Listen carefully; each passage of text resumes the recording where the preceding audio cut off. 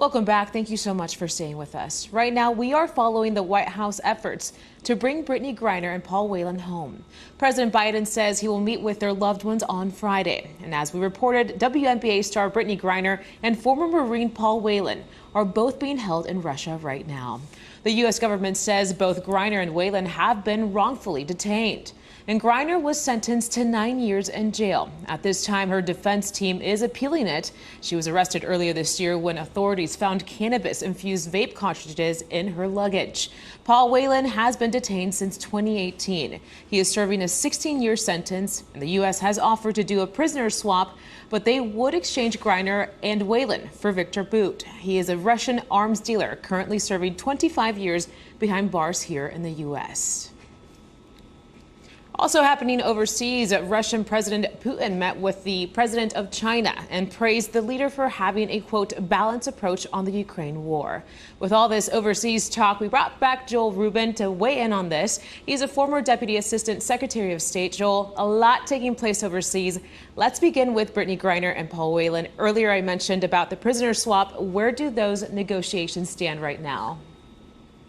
Marcel, it's great to be with you. And this question of Brittany and Paul Whelan and when will they get out is intensifying. Just this past week, former Secretary Bill Richardson, who served at the UN as well as in Congress, he's been a key behind-the-scenes diplomat of sorts, seeking and obtaining the release of Americans abroad in multiple countries, including North Korea. So he was just in Moscow. The president's meeting tomorrow is not a small item. For the president to meet with the families, that means that the government at the top level is clearly focused on it. No word yet on what that is going to create. But when it gets the president's attention, the entire government is working extremely hard to get her free. Yeah, and let's talk about this prisoner swap. If it does go through, we're still seeing that war in Ukraine. How dangerous is it for them to have a person like Victor in their hands back again? Yeah, it's not a good look from a publicity perspective, but it's not something that we can't deal with, the United States, in terms of protecting our people, our citizens, ensuring that he does not re-engage in bad behavior, the behavior that got him in prison to begin with. There are ways to track him, ways to ensure that he is sanctioned when he's out. And it's the kind of price that needs to be paid sometimes to free Americans. And again, Brittany and Paul Whelan, they are detained illegally in contravention of any ethical standards. They are essentially detainees of the Russian government. And to get them home needs to be a top priority, and there are ways to mitigate any damage from such a swap. Yeah, we'll see what happens on Friday. Let's talk about another big headline on Thursday. What is the significance of Putin meeting with the president of China during this war? Should we be worried right now? Well, the interesting thing about this meeting is that Vladimir Putin got a little bit of cold water thrown in his face by President Xi of China, where Xi essentially questioned what was going on with Russia. Why is Russia losing all of this territory so quickly? Wow. What's their strategy?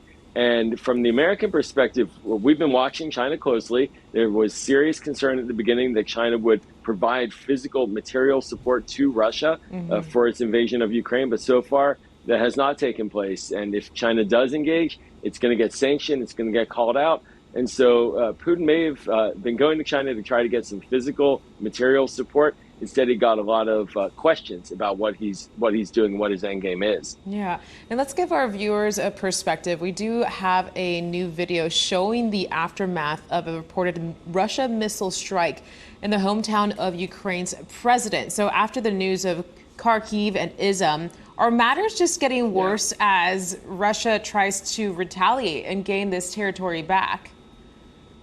You know, Marcel, this is the worst thing to talk about when talking about war is the war crimes against civilians. And as Russia gets more desperate, and Russia is losing right now, and it is facing a situation that it did not anticipate, and it doesn't have an easy way out. In fact, it's going in the opposite direction rapidly. It's quite likely that more war crimes will be committed, not less. And as territory is lost to Ukraine, Ukraine gets to see the kinds of terrorist activity that Russia engaged in, the kinds of mass graves that will be uncovered in the days ahead. it's quite likely that we're going to see more rather than less atrocities and see the Ukrainians uncover those. This is the sign of a desperate regime, the sign of a desperate Vladimir Putin, the sign of a criminal act and criminal activities in his invasion of Ukraine. And we all need to brace ourselves for the kind of atrocities that we're going to see. Yeah, it is heartbreaking to see and hear about what's taking place overseas. Let's talk about what's taking place in Zaporizhia. Now the UN stepping up its course, saying, hey, like, please stay away from this area. Do you think this will be enough to shake up Russia and take in those orders? Well, we will find out. Next week in New York, the Russians will be there. The United Nations General Assembly, the International Atomic Energy Agency will be there. All of the world will be in one location, or at least have high-level representatives there.